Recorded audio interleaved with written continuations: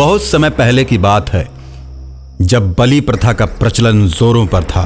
लोग देवी देवताओं को खुश करने के लिए बकरे की बलि चढ़ाया करते थे। उसी समय कुछ लोग बकरों का कान भी काट कर उन्हें छोड़ दिया करते थे। जिस बकरे के कान को काट कर छोड़ा जाता था वो देवी शक्ति से संपन्न मां काली का बकरा होता था, जिसे कोई भी डर की वजह से छूता नहीं था। और बकरा चाहे जहां कहीं भी हो, लोग उसे मारते नहीं थे, लेकिन कुछ बकरों की लोग बलि चढ़ा देते थे और उसके मांस को प्रसाद के रूप में खाते थे। बहुत से लोगों ने मिलकर एक बकरे की बलि चढ़ाई। अभी बकरे की आयु पूरी नहीं हुई थी। आयु से पहले मरने के चलते बकरा भूत बन गया और एक बड़े से बकरे में उसकी आत्मा प्रवेश कर गई। अब वो एक भूतिया बकरा बन गया।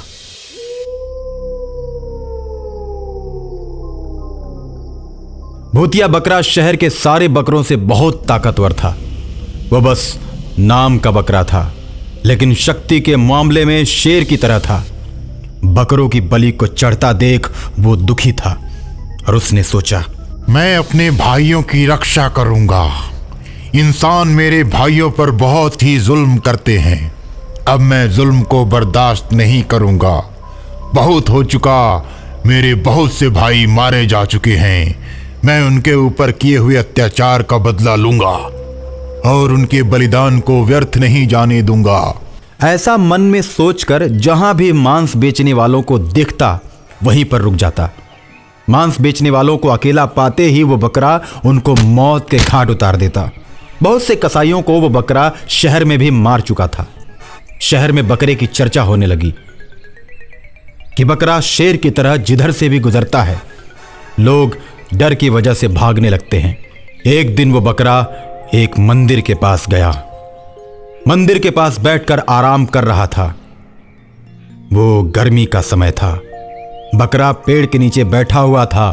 तब तक 2-4 लोग एक बकरे को टीका लगाकर और माला पहनाकर मंदिर में बलि देने के लिए ले जा रहे थे।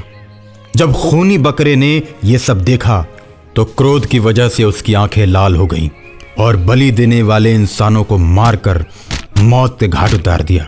मेरे भाई, तुम भाग जाओ या फिर मेरे पीछे पीछे चलो। जब तक तुम मेरे साथ रहोगे तब तक कोई भी इंसान तुम्हें छू नहीं सकता।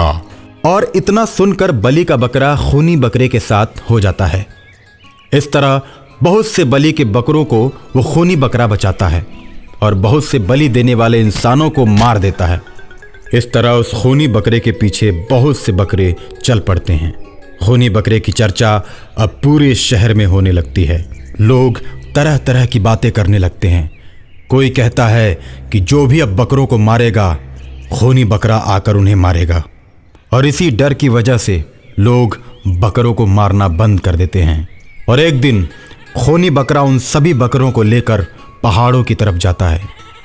सभी बकरे रास्ते में जाते समय हरी हरी घासों को चरते जाते हैं और इंसानों से दूर पहाड़ों पर जाकर बस जाते हैं, जहां वे भर पेट घास चरते हैं और नदी में उतरकर पानी पीते हैं।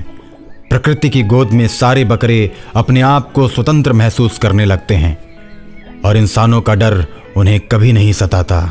सारे बकरे उस पहाड़ों की वादियों के बीच, उस हरियाली के बीच खुशी और आनंद से जीवन जीने लगते हैं और अंततः उस खूनी बकरे को अपना राजा घोषित कर देते हैं।